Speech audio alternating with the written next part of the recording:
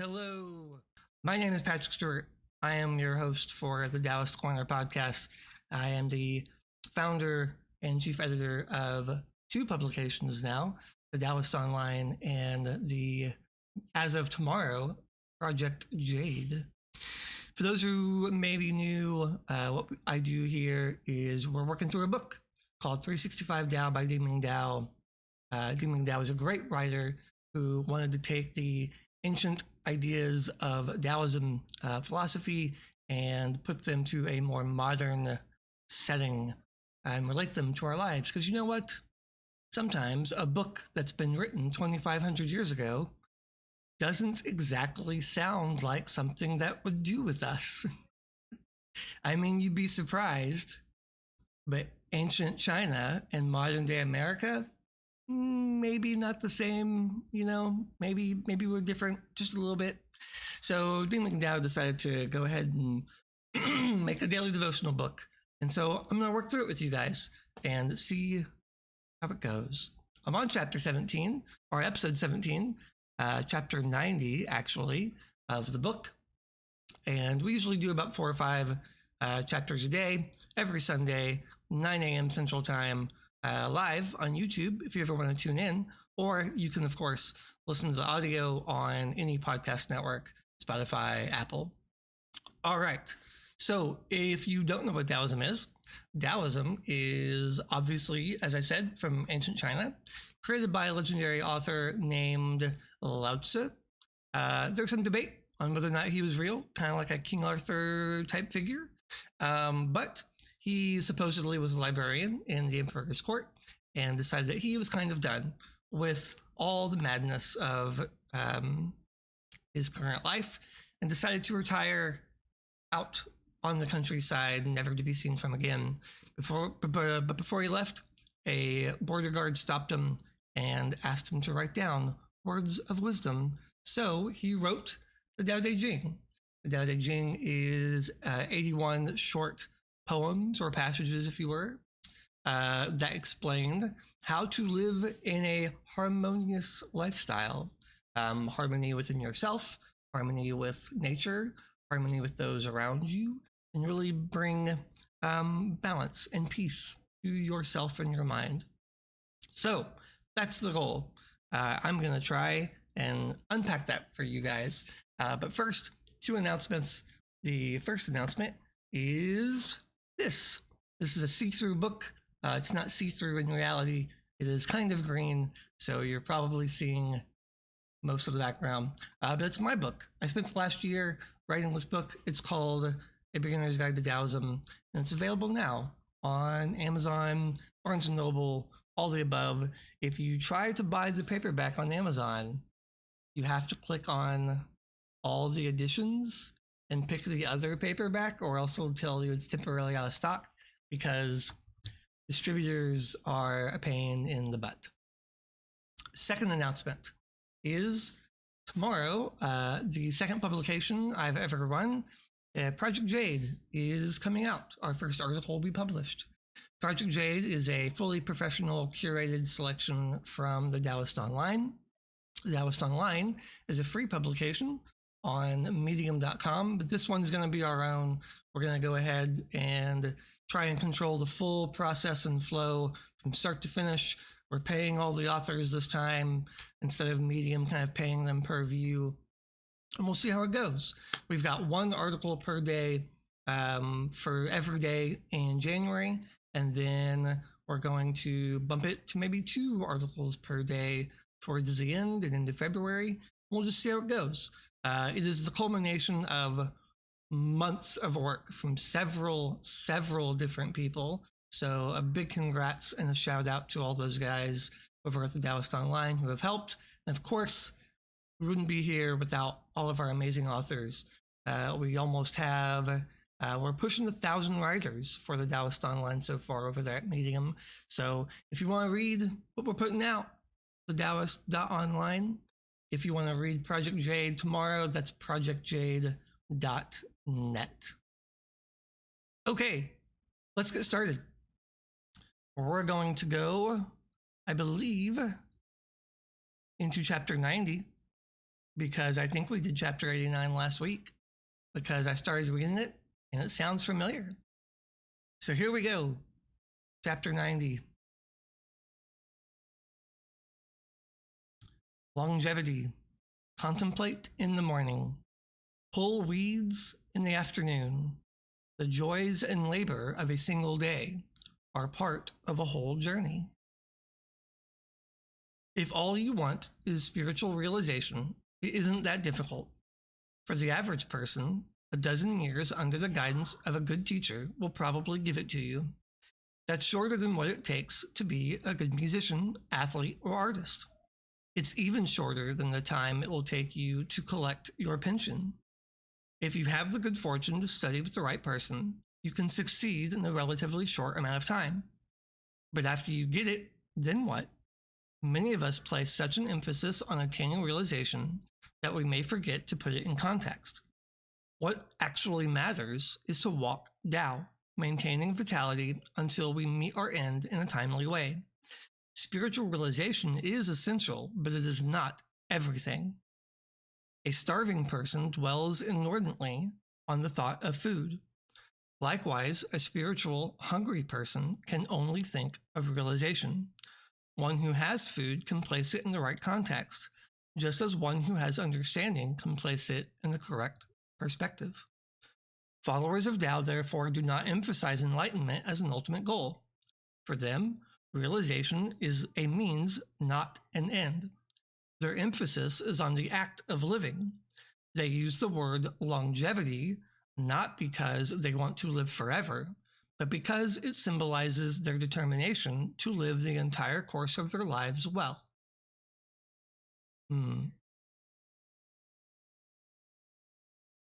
All right.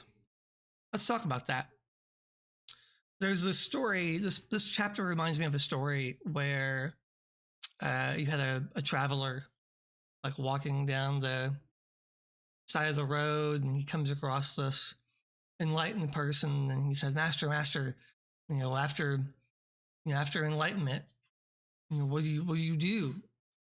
And the enlightened person simply picked up his bag and walked off.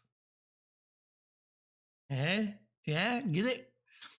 So yeah, Taoist see enlightenment. I mean, obviously it's a spiritual goal, right? I mean, there are goals that you should be striving for, and ways of life you should, in a way of mind, you can obtain. That's not the end. You don't just cease to exist. I mean, even the Buddha, I mean, he obtained enlightenment, and he didn't just go, well, I guess that's it, guys. Bye. He lived a long, full life with the family and followers, and, wrote a lot. But, yeah, even modern life, if you somehow obtain this grand spiritual place, your life and your duties and your responsibilities don't end. You have to move on and move forward and go do your job and take care of your house and your family. It doesn't end with enlightenment, guys. And I know before you kind of get to that space, that's all you want. You just want to study your religious texts and practice your meditation, and one day it's like you think this big light is going to open up above your head, or you're going to hear this giant gong, and you're just going to get it. You're like, this is it. And then what happens, right? That's the important part. That's the key, is you have to keep going.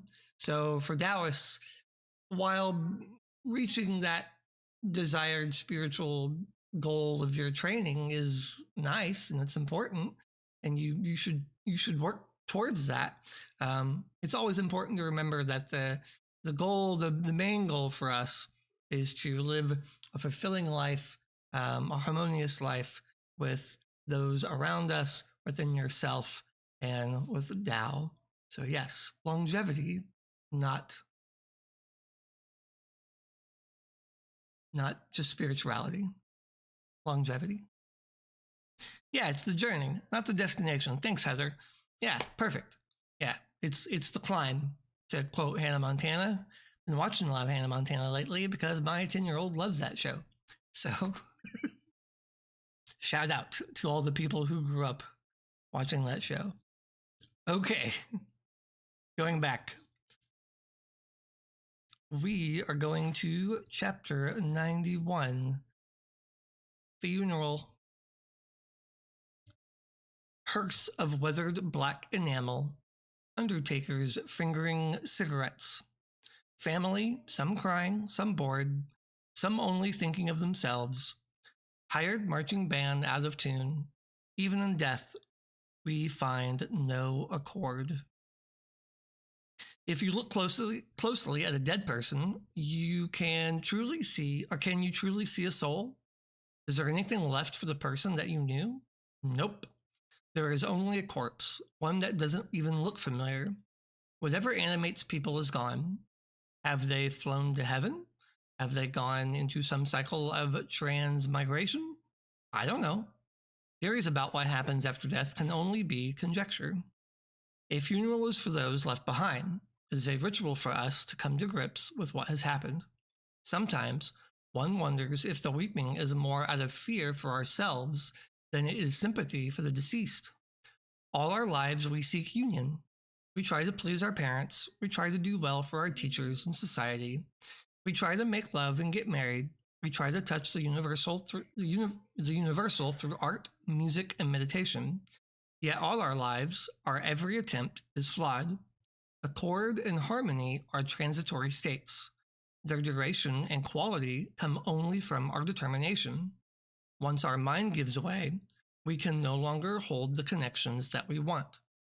Don't wait for death to solve your difficulties. Do what you must while you are alive. So I took private lessons from a Taoist teacher for about 2 or 3 months until he went back to China, named George Thompson. I highly recommend his YouTube channel.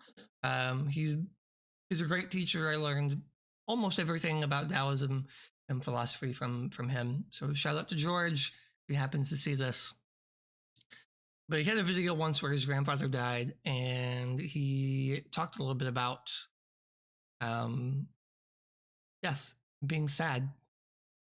And this really hints at that sadness, right, that you feel when someone you love passes away.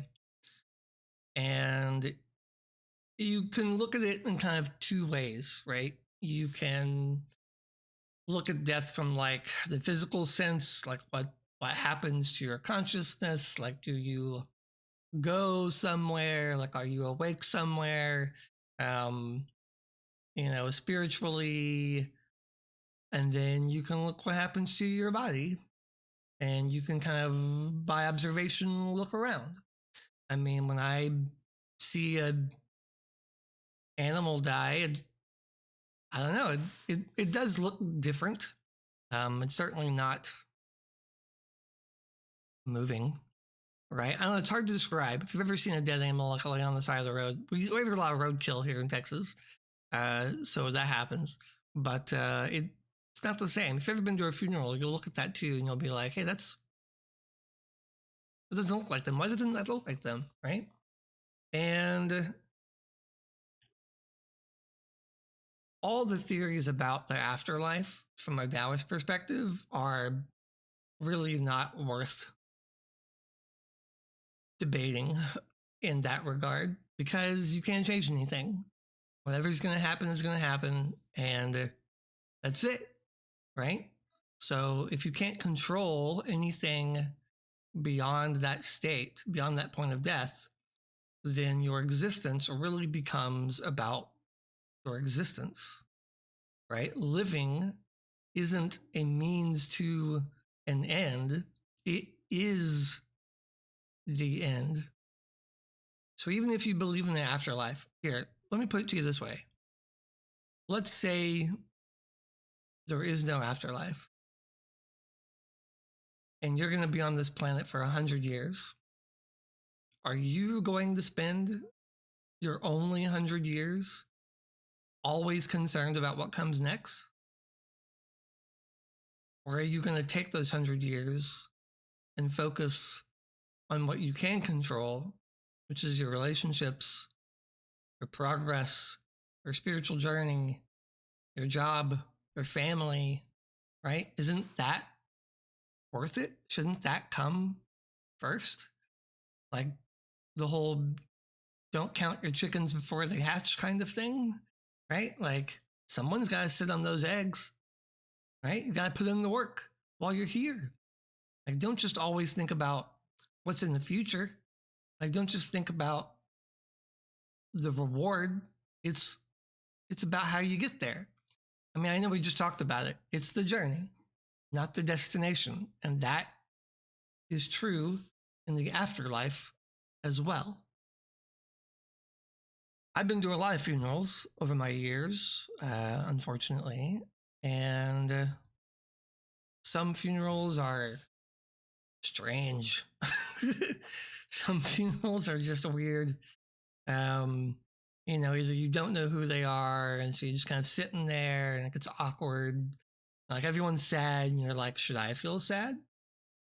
Right? And that's when you remember, oh yeah, this isn't for the person who's laying over there in the casket. It's for us, right? To celebrate. So if you ever watch different cultures celebrate funerals differently, it's really different. Like it's pretty amazing how different countries and civilizations have celebrated or mourned funerals. All right, but yeah, don't let your goal of the afterlife overshadow living. Right? Even if you believe in an afterlife, living is still important. The way you treat others is still important.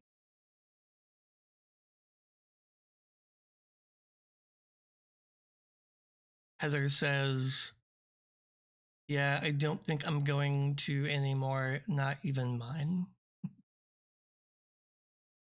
All right. Chapter 92, accuracy. Make every move count. Pick your target and hit it. Perfect concentration means effortless flowing. A life that is spiritual requires focused action.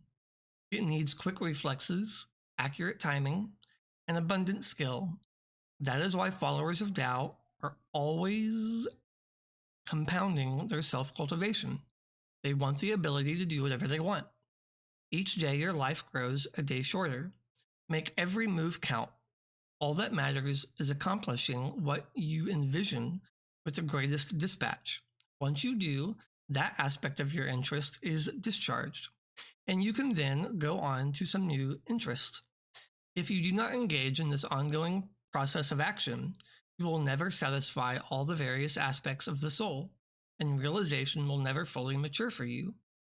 Some assert that there is no end to desire, so we should undercut our ambition, but this doesn't address the need for satisfaction. When we need to have satisfaction in what we do in order to have a good sense of well-being. If we undercut our ambition, then we will never make any achievements nor satisfy our yearnings. This only leaves us with frustration, uncertainty, and timidity. Therefore, to follow Tao, we must identify our inner longings and dispatch them with a hunter's accuracy. Okay, cool. All right. So let's talk about this one. Ambition, desires, goals.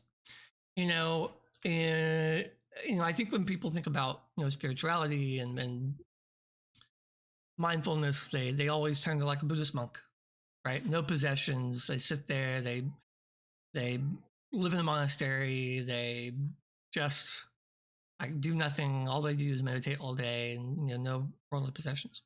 Okay, in Taoism, that's not us, right? In Taoism, we would say if you desire something, you should work towards it. Right? Your natural instincts and your natural emotions are a part of you. And by denying those ambitions and by denying those goals, you're denying a piece of yourself. which, as this chapter eloquently puts, leads to frustration, right? And despair and sadness. Well, how do we do that, right? How do we continue to strive for that? Self-cultivation, meditation, right? Here in the chapter, it says, that is why followers of Tao are always compounding their self-cultivation, right? Each day your life grows shorter. Make every move count. All that matters is accomplishing what you envision with the greatest dispatch. Like sense of urgency, right? I'll put it to you this way. A year ago, I wanted to write a book. And I had always wanted to write a book. I'd written a book of poetry 20 years ago, but I was really just collecting some work I'd done in school and putting it together and sending it out. But this book, I really wanted to write as a real flowing thing, and I did.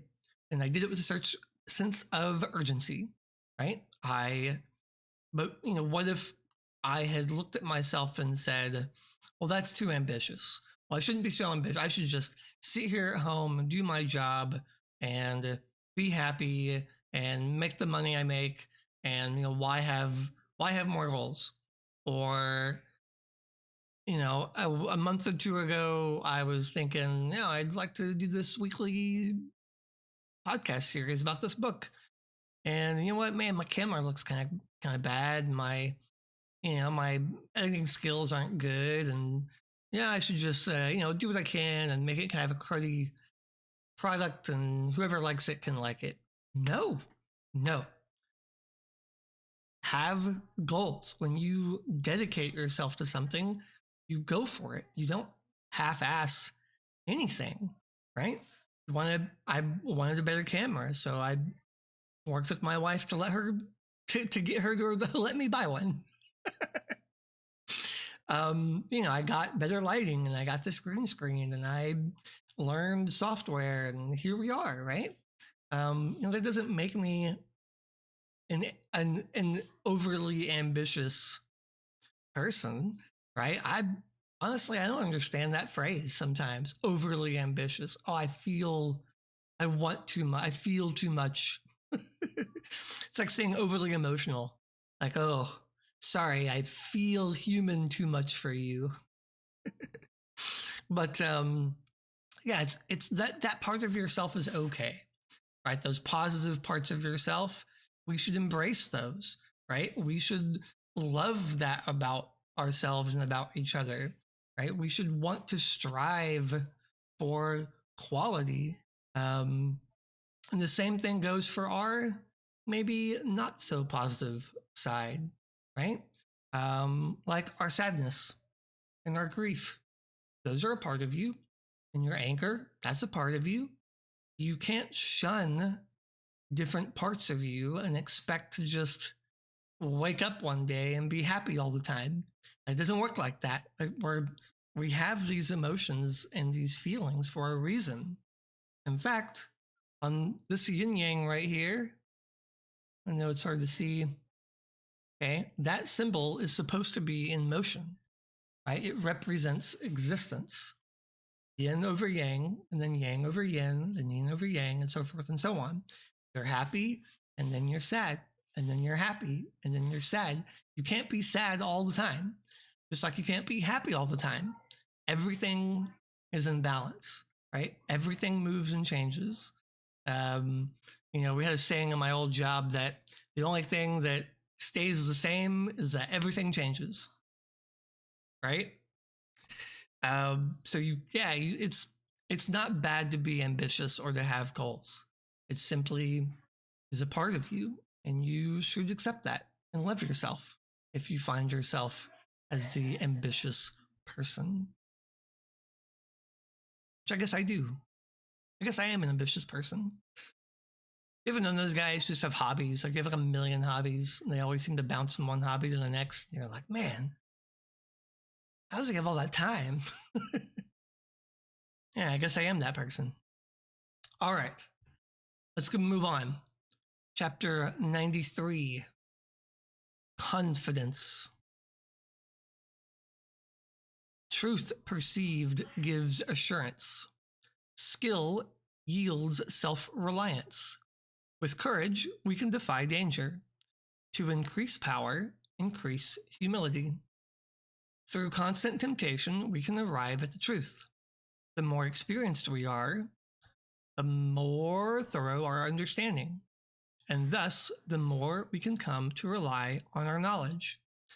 When we exercise what we know, it not only extends our understanding but the truth, but helps us take action in meaningful ways. The more we do, the more self-reliant we are. Every achievement brings a wonderful dividend of confidence. We try greater and greater ventures until we are brave enough to accomplish undertakings far beyond what the average person imagines.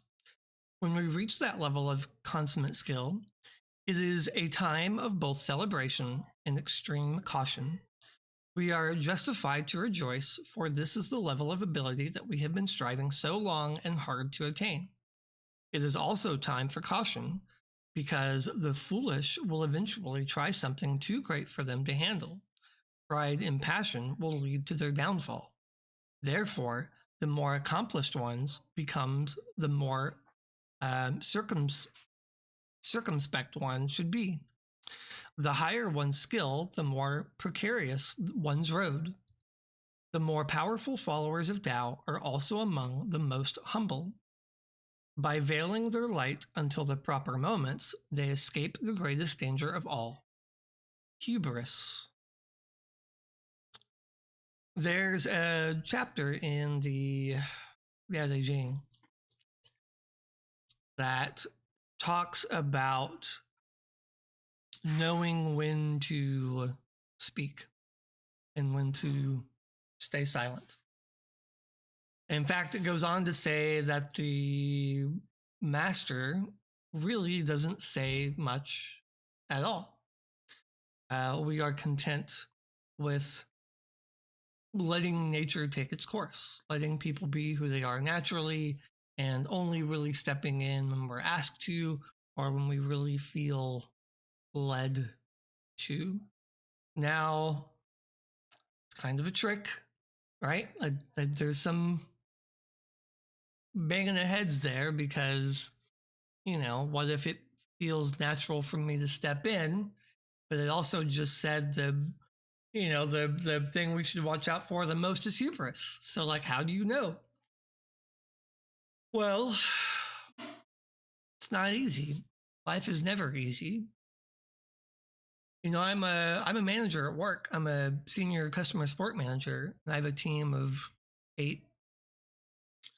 And more often than not, I let them handle their own problems, right? I empower them to handle a situation. Now, if they need me, if something gets out of hand, absolutely they can come to me and I will help them as fast as humanly possible. I will have their back. I'll back them up. I'm not going to throw them under the bus. But they are empowered to solve their own issues, knowing they have my full support. Now, I could micromanage them, but who wants to work there? Right? Who wants a manager like that, who's always coming down on you and always making you try and be perfect and never gives you room to be who you are? Nobody. I can't think of anybody who wants to work in that type of environment. So that really flows pretty well with Tao, right? Tao moves quietly. It moves in all things, but it does so without striving. It does so without beating someone over the head, right? You can ignore, think of it like this. If you fell into a river, okay, and you have 2 choices. You can relax and let the river try to carry you closer to shore, and you swim a little bit, but conserve your energy. Or you can swim like hell, maybe to the side, kind of against the current, and hope you reach it before you drown. And I don't know about you, but I'm going to choose option number 1, where I conserve my energy and just try to nudge myself over to the side a little bit, right? Um, have the confidence to do what you need to do, right? Let's bring it back to the chapter now. When you make an achievement as a leader, well, when you do make an achievement, you are a leader. You've achieved something. You are a wise person in whatever you just achieved. But be careful, like we were saying earlier, not to overexert yourself, right? If you are in that river, don't swim too hard to the side because you're going to fight that current, right? Let yourself be pulled. Let yourself go. So yeah, it's difficult. Like hubris and man, being arrogant. Nobody likes to show off, right? Nobody likes to show off. Maybe that's the whole summary of this chapter. Don't be a turd. Okay. Chapter 94. Practice. Spiritual success is gained by daily cultivation. If you practice for the day, then you have won. If you are lazy for the day, then you have lost. Self-cultivation is the heart of spiritual attainment. Gaining insight and ability is not a matter of grand statements, dramatic initiations, or sporadic movements of enlightenment. Those things are only highlights in a life of consistent activity. Whatever system of spirituality you practice, do it every day. If it is prayer, then pray every day. If it is meditation, then meditate every day. If it is exercise, then exercise every day. Only then will you be able to say that you are truly practicing spirituality. This methodical approach is reassuring in several ways. First, it provides you with a process and a means to maintain progress even if that particular day is not inspiring or significant. Just to practice is already good. Secondly, it gives you a certain faith.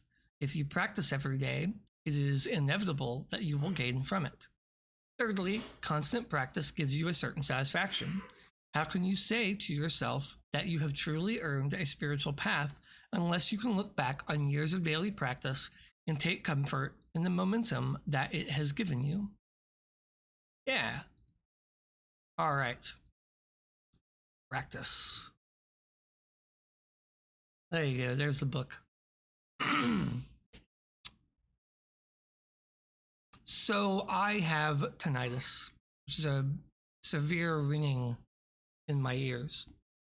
And it happened about 2 years ago where my ears just started hearing this ring and it just never went away.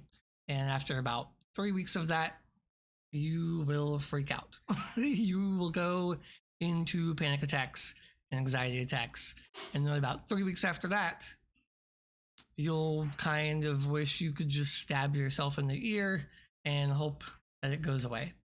But eventually it gets better and you adjust.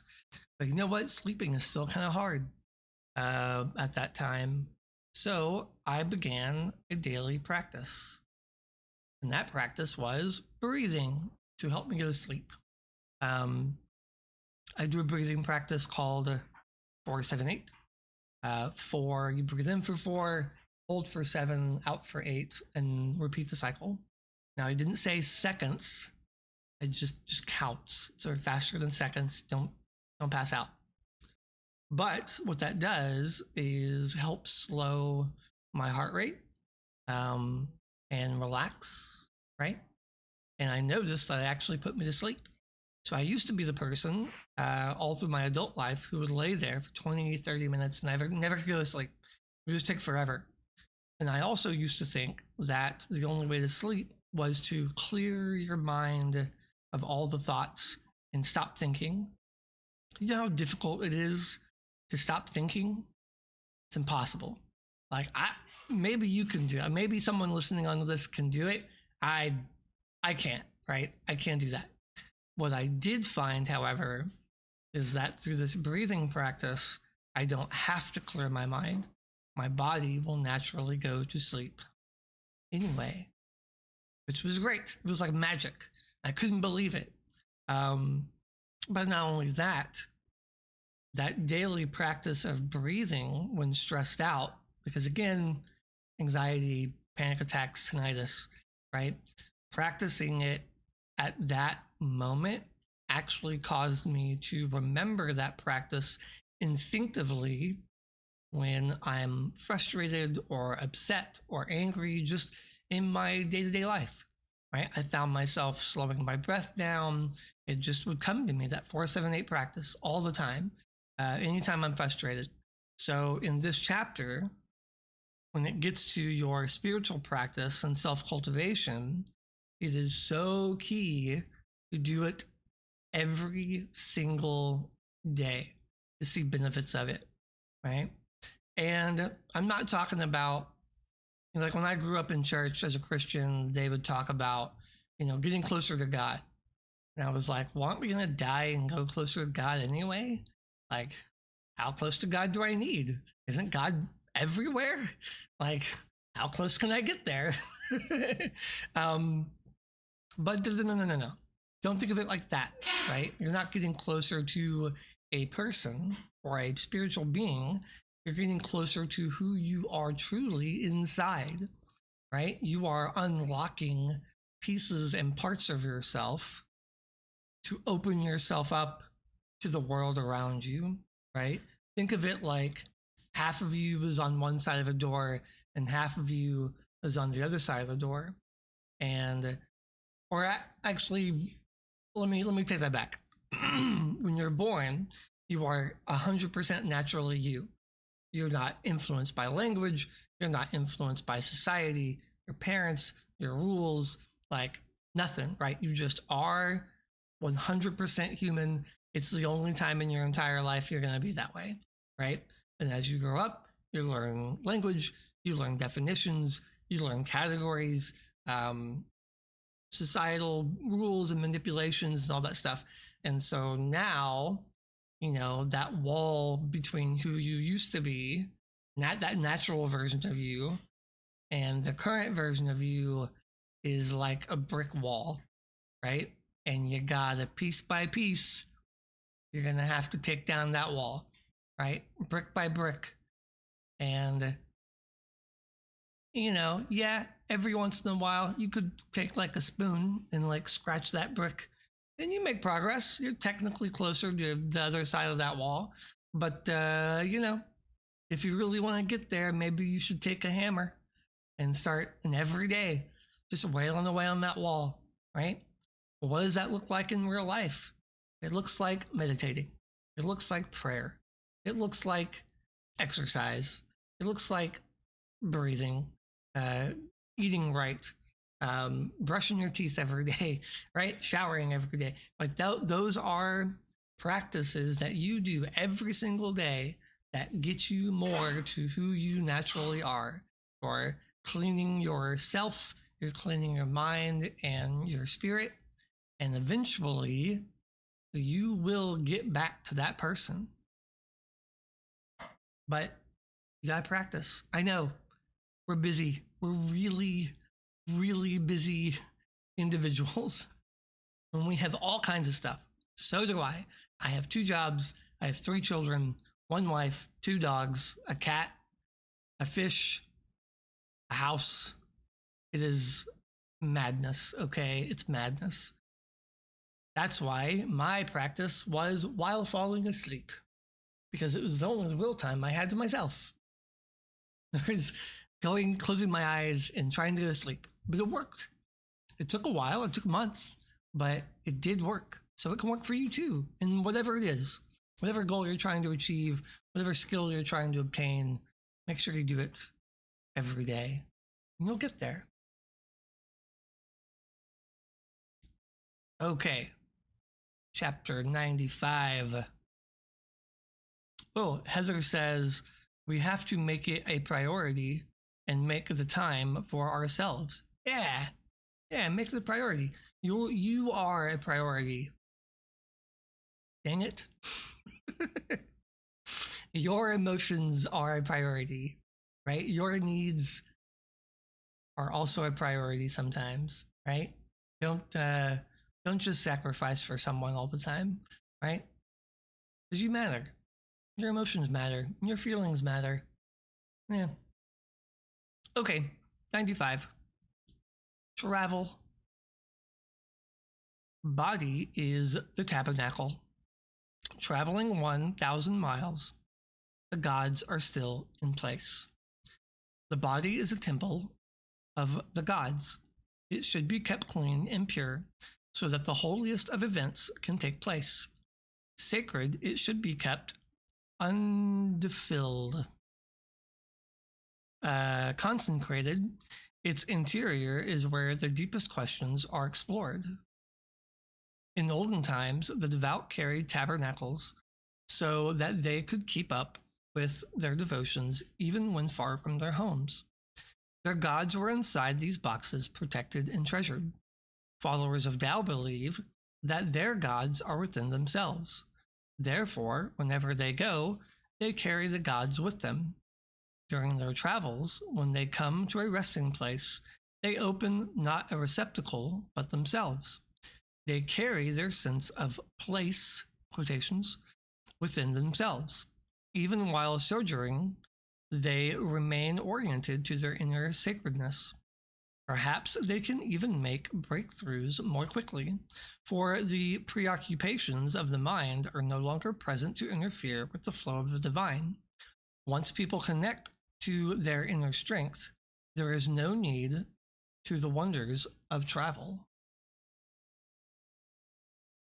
So there's a line in the Tao Te Ching where it's like, one can see the universe from looking out the window. It's translated in a couple of different ways, depending on which English translation you're taking a look at. But that's the gist of it, right? That's how I like to say it. Is even if you're just sitting in your house, you can unlock the mysteries of the universe within yourself. And that's what this chapter is kind of getting at, right? Think of it like if you've read the Bible, in ancient times, the Jewish people had, oh my gosh, they carried around this box with Moses's bones. And if like anyone, the Ark of the Covenant. And you've ever seen if you've seen Indiana Jones in the Temple of Doom, like this, Raiders of the Lost Ark, that's what it is. Like it's this golden statue and they touch it and die. Okay, but inside they thought God resided there, right? That's why you died if you touched it. Well, in Taoism, we believe that our gods are internal, right? The Tao is within us. The Tao is within everything. So in order to know Tao, in order to unlock Tao within ourselves, there's no need to go anywhere. I don't have to journey to a holy place because I am the holy place, right? You are the holy place. I don't need to visit, I don't know, the Middle East or China or Japan or wherever you are in Europe. Those places are great. And I've traveled overseas. I've been to a couple of different countries and it's amazing. I'm not saying don't go. You should go if you ever get a chance. But spiritually speaking, your God is not in France, okay? It's not in a hole somewhere in Egypt, right? It is within. So through meditation, through that daily practicing we were just talking about in the last chapter, you can find everything you need to find, right? I think sometimes it's easy to say these things when you're sitting in a comfy house with a family and everything seems to be going great, right? Maybe not so easy when you're like poor and you're sleeping on the side of the road. I get it. I understand. However, the truth is that even if the world rages around you, your spiritual goal is to maintain that truth of who you are right?